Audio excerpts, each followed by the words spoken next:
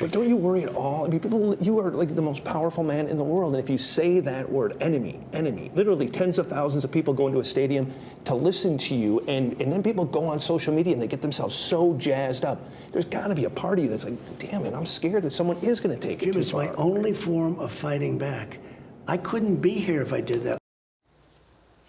Well, red-hot rhetoric. President Trump saying his supporters demand it, according to an Axios interview that will air this Sunday.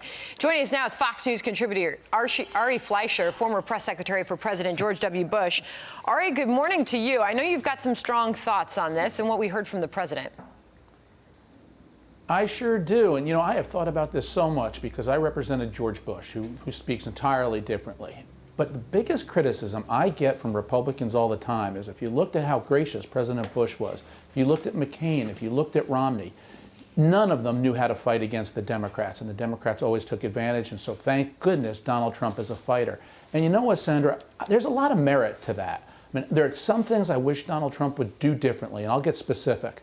But there is a lot of merit to the fact that because he's a fighter, he's been very successful. And he's right.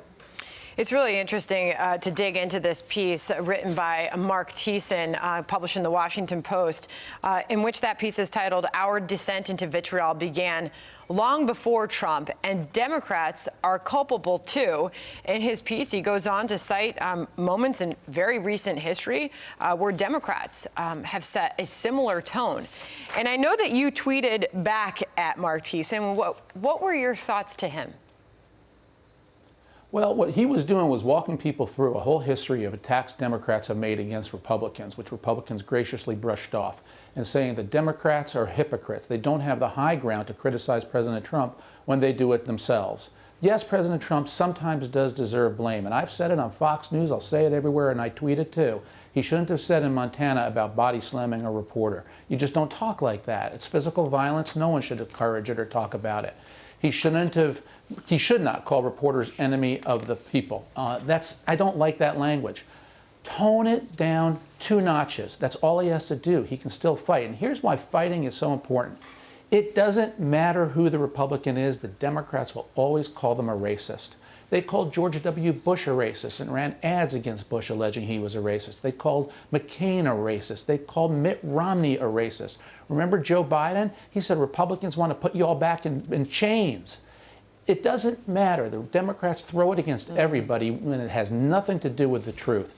So there's a lot about Trump fighting back I welcome, and especially because the media is totally biased, he's right. Here's a short part of Thiessen's piece in the Washington Post. Trump is wrong to call the media the enemy of the people, as you just stated, Ari, and to celebrate a congressman body slamming a reporter and the host of other terrible things that he has said.